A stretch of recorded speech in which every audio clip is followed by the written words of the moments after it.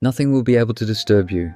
In this video, you will discover the Shaolin secret to living in peace, even when everything around you falls out of control. If you want to live in peace, first learn that nothing and no one can disturb you.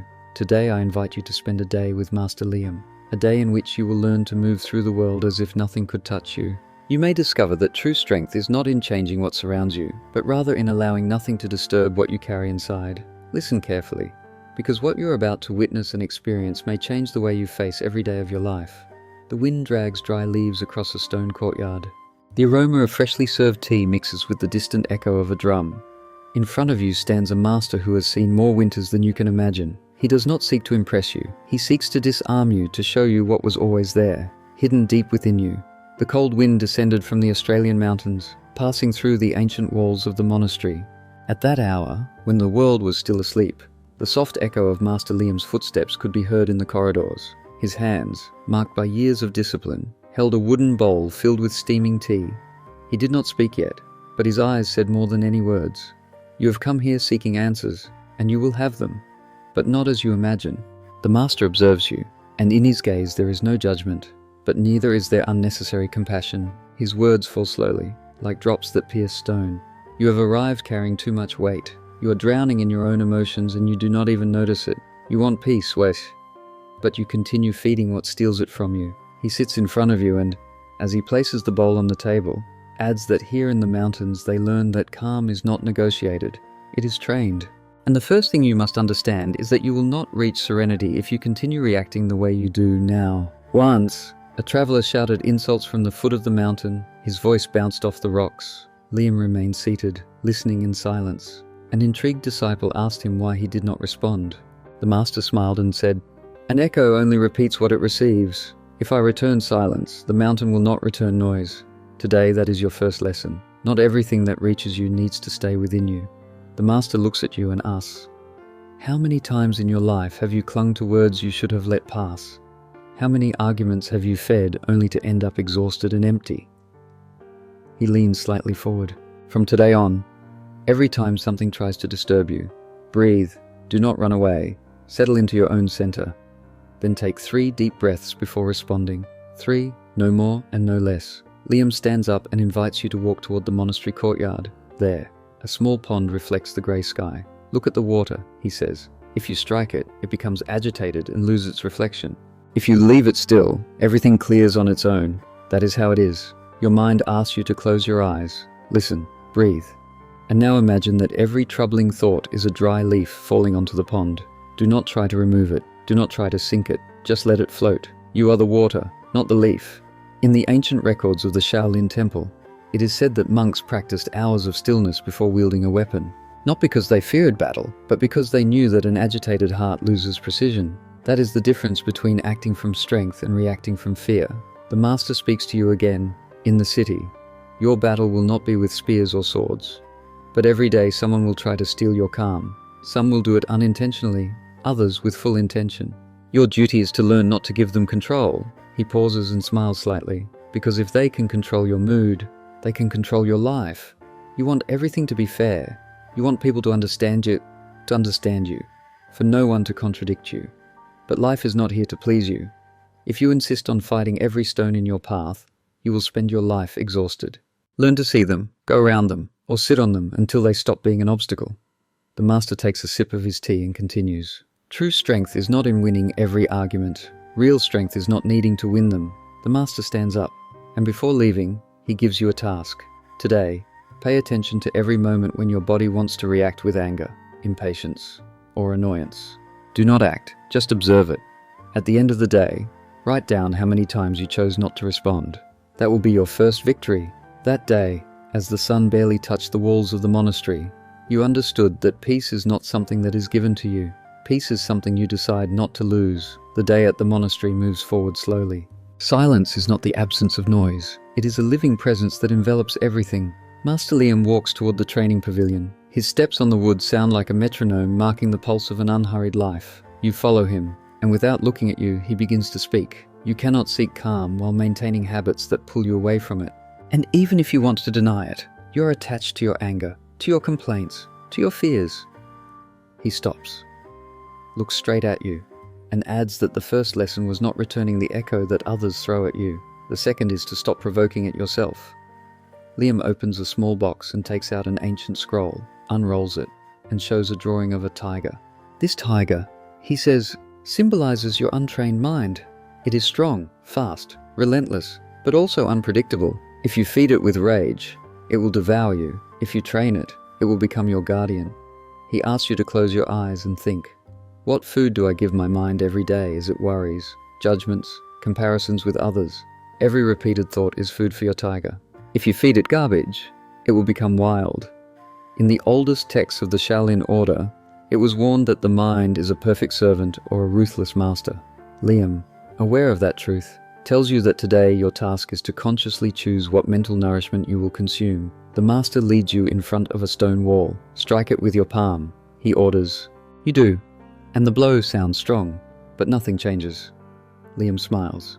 That is how you act with your problems. You strike again and again, expecting them to give way, and you only hurt yourself. There are things that are not there to be destroyed. They are there to teach you patience. He asks you to breathe for a minute and observe the wall without fighting it, without trying to move it. Calm arrives when you accept that not everything must move at your pace. Liam watches you as you practice and says that many believe calm is achieved by sitting down to meditate, but true calm is born in what you do when no one is watching. It is in how you make your bed, how you wash a bowl, how you breathe while you walk. Every act, no matter how simple it seems, trains your mind not to scatter. Whoever neglects the small will never master the great. According to the chronicles, some Shaolin monks trained for years not to defeat an enemy. They trained to overcome the temptation to fight unnecessarily. The highest art of war, an old master said, is not having to use it. Master Liam translates that idea for you.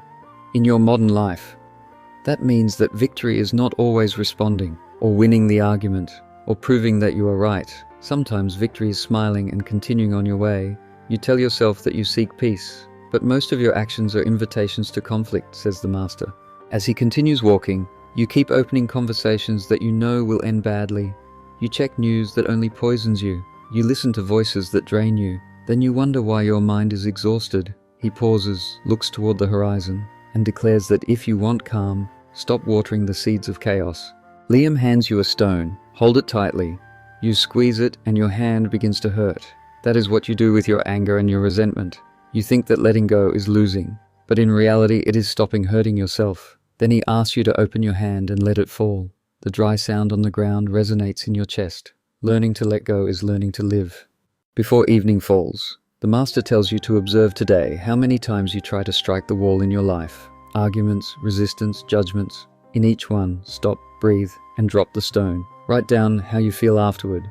That will be your second step toward calm. The sun descends, staining the Australian sky a deep red. You walk back feeling that something has changed. It is not that the problems have disappeared, it is that they no longer occupy the same space within you. Night falls over the Shaolin monastery in Australia. Lanterns illuminate the corridors with a warm light and the air fills with the scent of incense.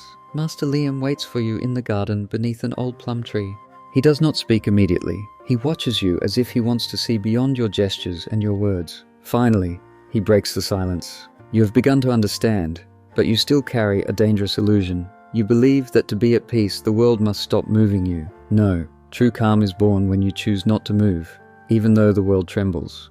Liam picks up a branch from the ground and draws a circle in the sand. This is you. Inside this circle is everything you can control. Your thoughts, your actions, your decisions. Outside of it is everything else.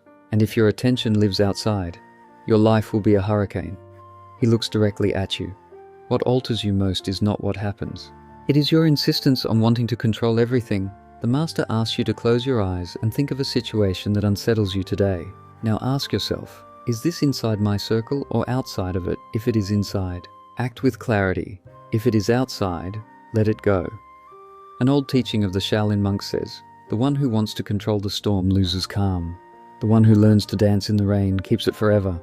It is said that in times of war, the monks were persecuted. Some were captured and subjected to cruel trials. The wisest did not suffer in vain because they had learned to live in two worlds. The outer world, where there is not always control, and the inner world, where there is always choice.